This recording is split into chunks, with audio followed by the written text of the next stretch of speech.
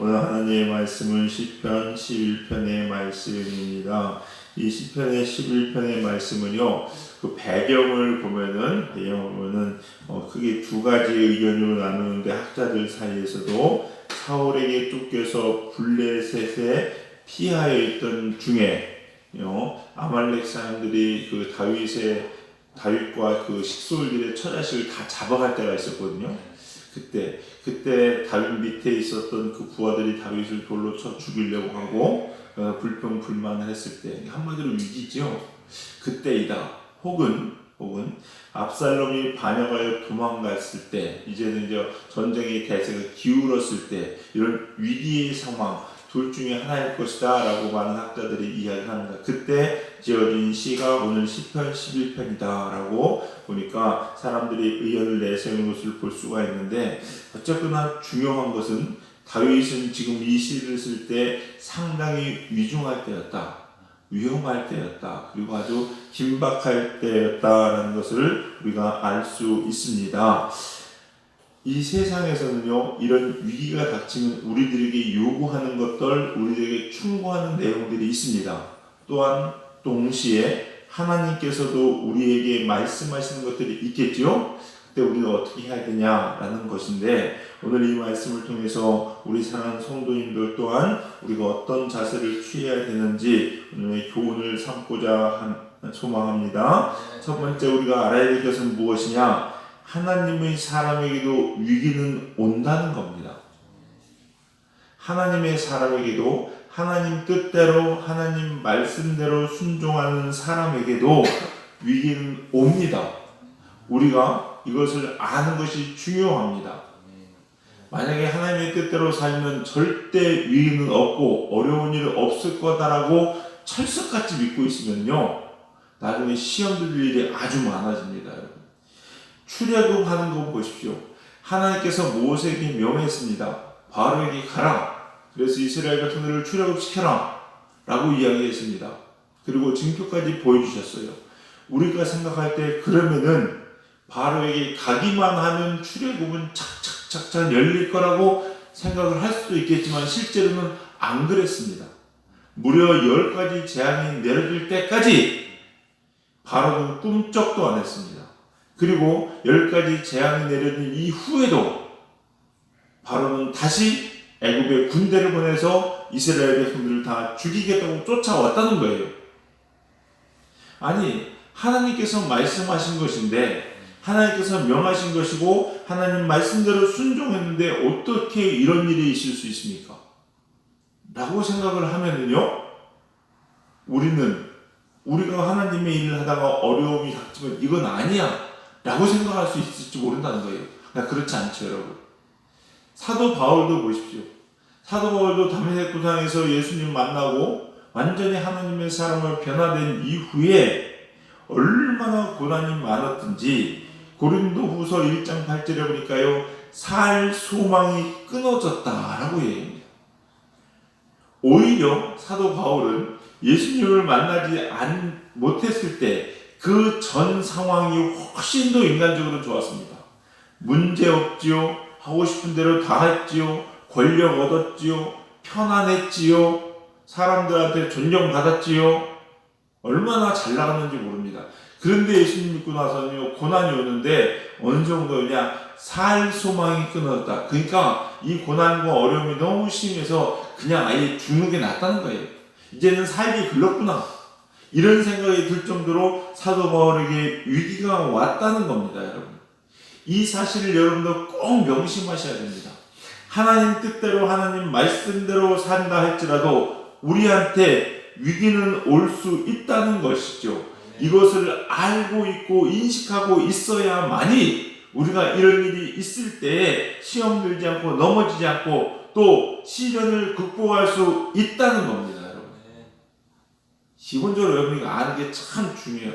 하나님 뜻대로 말씀대로 무슨 일을 해나가지만은 어려운 일은 있다라는 겁니다, 여러분. 또 이것을 아는 것이 중요한 이유는 뭐냐? 이런 것을 알아야만이, 내가 하나님 뜻대로 살려고 할 때, 하나님 말씀대로 몸부림칠 때에도 어려움은 올 수 있겠구나. 그러면 어떻게 해야 됩니까? 이거는 극복해야 되는 거예요. 어려움이 생겼으니까 이제는 아니다라고 주저앉고 좌절하는 것이 아닙니다. 아, 이런 일이 있을 수 있지. 그렇게 배웠지. 그러면 어떻게 해야 되냐? 믿음으로 이기자, 극복하자, 그리고 싸워서 이기는 여러분 되시기 바랍니다. 근데 이런 일을 만약에 모르고 잘못하고 있으면 이런 경우도 있어요. 왜 이런 일이 생겼지? 라고 거기에만 집중하다 보면요, 극복할 힘을 또 잃어버릴 수도 있습니다. 잃어버릴 수도 있어요. 사도 바울도 마찬가지고 모세가 출애굽할 때도 마찬가지고 왜 도대체 이런 일이 있을까? 하나님의 뜻인데 왜 막히는 것이 있고 왜 자꾸 브레이크가 걸리고 고난이 있을까? 물론 그것을 되짚어 보는 것도 의미가 있습니다. 그러나 되짚어 보는 데만 나의 모든 에너지를 다 쏟아버리면 그것을 이길 힘이 없어요. 만약에 모세가 왜 바로가 저러지? 라고 바로만 무조건 연구했다면 그 다음 진행을 할 수 없었겠지요. 하나님의 명령 따라서 그 일을 이루기 위해서 극복할 힘을 가지고 나아가는 것이 참 중요합니다. 반대로 이스라엘 백성들을 보십시오, 여러분. 이스라엘 백성들이요, 왜 출애굽한 이후에 광야 생활을 해가면서 가나안 땅에 들어가지 못했는가? 가만히 돌아보면요, 출애굽할 때 이스라엘 백성들은 어려움을 만났고 그 어려움을 만날 때마다 그것을 이기고 극복할 생각을 하기보다는 어떻게 이런 일이 있을 수 있어? 차라리 내가 애굽에서 죽는 게 낫지. 하나님이 살아계시다면 하면서 모세를 원망하기 시작했어요. 결국 그러다가 다 광야에서 죽었습니다. 광야에서 죽었어요. 이걸 꼭 기억해야 됩니다. 문제와 씨름하느라 힘을 다 뺄 것이 아니라 하나님의 뜻을 이루기 위해서 한 발짝 전진할 수 있는 저와 여러분이 되시기를 주님의 이름으로 간절히 축원합니다. 갈라디아서 6장 9절에 제가 여러 번 말씀드렸던 말씀입니다. 너희가 선을 행하되 낙심하지 말지니. 이 얘기 무슨 얘기예요? 우리가 선을 행하더라도 낙심할 일이 생긴다는 얘기입니다, 여러분. 그렇게 사탄 우리를 공격한다는 거죠. 근데 이후의 말씀입니다. 포기하지 아니하면 때가 이름에 거두리라. 그러니까 우리가 하나님의 일들을 하고 여러분이 하나님의 기뻐하신 뜻대로 오늘 한 날 한 날 살아갈 때 어려움이 있고 힘든 일이 있을 때마다 낙심하지 마시고 포기하지 마시고 더 힘내고 용기 내어서 극복하고 승리하는 저와 여러분들 다 되시기를 주님의 이름으로 간절히 축원합니다.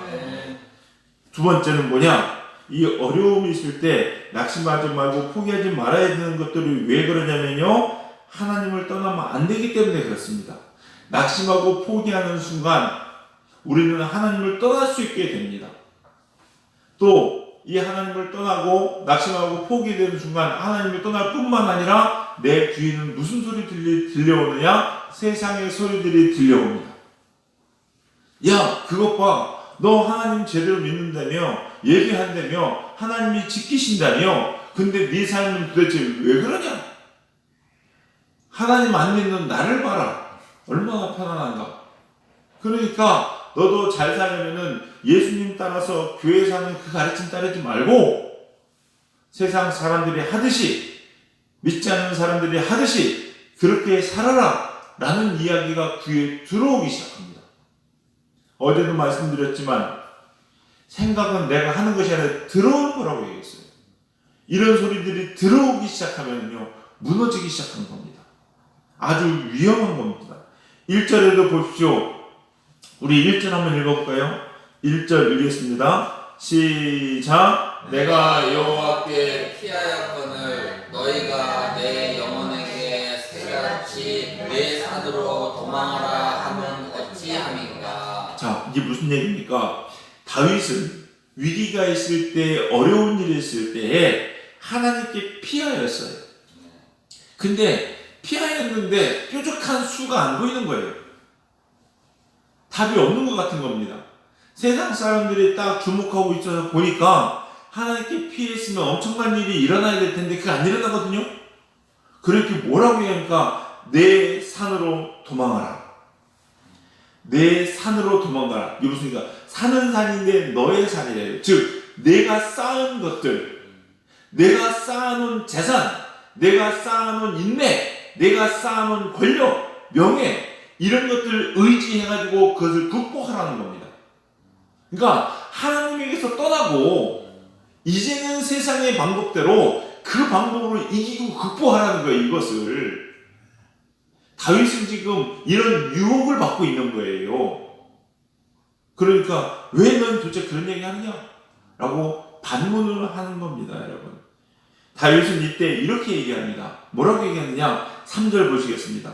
3절에 기록된 게 이렇게 기록되어 있습니다. 터가 무너지면 의인이 무엇을 하랴? 이 얘기는 무슨 얘기겠습니까? 터가 무너진다. 여러분, 기본적으로 삶의 터전이 무너지면 다 끝납니다. 다 끊어져요. 이게 무슨 얘기냐? 다윗이 그동안 삶을 쭉 돌아보니까 수많은 위기 상황에서 하나님 나를 건지셨는데, 중요한 것은 뭐냐? 내가 위기를 만나는 것이 꼭 무슨 수학의 공식처럼 이런 때 이런 위기를 만나고 이런 때 이런 위기를 만나고 하는 것이 아니더라는 거예요. 환경이나 상황은 수시로 바뀌더라는 겁니다. 우리에게 위험을 주는 환경이나 상황도 수시로 바뀌는 것이고요. 그것을 해결할 수 있는 상황이나 환경도 계속해서 요동치면서 바뀐다는 겁니다. 마치 파도가 일어나는 것이 그 형태와 뭐가 없잖아요. 이렇게 일어났다 저렇게 일어났다 계속 수시로 바뀌잖아요. 물이 요동하는 것은 계속 바뀝니다. 어떤 일정한 정형화된 틀이 없는 겁니다. 그것처럼 이 세상의 환경들은 계속해서 바뀌더라는 겁니다. 근데 단 하나 바뀌지 않는 게 있습니다. 뭐냐? 하나님은 안 바뀌시더라는 거예요. 하나님은 견고한 반석에 대해서 계속 태초부터 지금까지 계속 그렇게 오시더라는 겁니다. 그러고 나니 그렇구나. 흔들리지 않는 이 반석 위에 내가 서는 것이 중요하겠구나라는 것을 다윗은 알았습니다. 세상 사람들이 이야기하는 내 산으로 도망가라라고 하는 이 이야기, 내가 쌓은 재산은 있다가도 없고 내가 쌓은 명예는 막 올라가는 것 같다가도 한순간에 추락하고 내가 쌓은 인맥은 좋을 땐 좋지만 나쁠 때는 한순간 돌아서는 것이 또 인맥이더라는 거죠. 그러나 하나님은 태초부터 지금까지 변함없는 반석이셨다는 겁니다. 여러분, 집을 짓는데요, 지진이 왜 무서운지 아세요? 기반이 흔들리기 때문에 무서운 겁니다. 아무리 높은 건물도요, 땅이 몇 번 흔들기 때문에 건물 다 무너집니다. 지진이 그래서 무서운 거예요. 무슨 얘기겠습니까? 이 반석 기반이 흔들려 버리면 다 끝나는 겁니다. 아무리 높이 쌓아도. 이게 제일 중요한 거, 항상 이제 요즘도 아파트 건물 건축 많이 하는데, 아파트 건축할 때요, 진짜 오랜 시간 걸리는 게 뭐냐면 이 기초공사예요. 이거에 반이상이 들어간다는 겁니다. 이것만 되고 나면 올라가는 거 쭉쭉쭉 올라갑니다. 제가 봐도 금방 올라가더라고요. 근데 이 주춧돌을 넣는 공사가 너무너무 중요합니다. 그게 제일 중요하거든요. 우리 인생의 기반도 마찬가지입니다. 하나님한테 두지 못하는 인생은요, 그야말로 사상누각이다. 모래 위에 지은 집과 같다. 너무나도 흔들리기 쉽다는 겁니다. 그래서 다윗은 1절에서 또 이야기하기를 내가 여호와께 피하였거늘, 내가 하나님을 피하였는데 니네 왜 자꾸 나를 흔들어달라고 하느냐? 내가 서 있는 이 자리는 흔들리지 않을 것이라고 다윗은 고백을 하고 있는 겁니다. 우리 사랑하는 성도님들, 여러분도요, 이 말씀을 꼭 기억하시길 주님의 이름으로 간절히 소망하는데, 오겠습니까? 위기는 올 수 있습니다. 그때마다 다른 거 피하지 마세요. 다른 데 보지 마시고 하나님만 보시고 여러분의 발걸음을 꼭 영원히 흔들리지 아니하시는 하나님이라는 반석 위에 두시는 저와 여러분 되시기를 주님의 이름으로 간절히 축원합니다. 다윗이 위대한 이유는, 다윗이 끝까지 왕으로 존귀하게 설 수 있었던 이유는 이 반석 위에 자기 인생의 집을 졌기 때문입니다.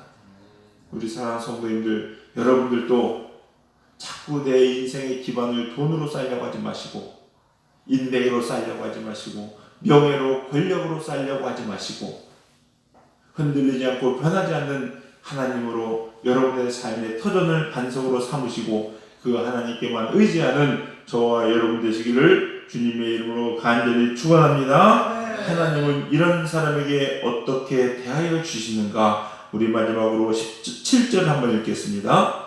7절 읽겠습니다. 시작. 여호와는 의로우사 의로운 일을 좋아하시나니 정직한 자는 그의 얼굴을 배우리로다. 아멘. 정직한 자는 그의 얼굴을 배우리로다.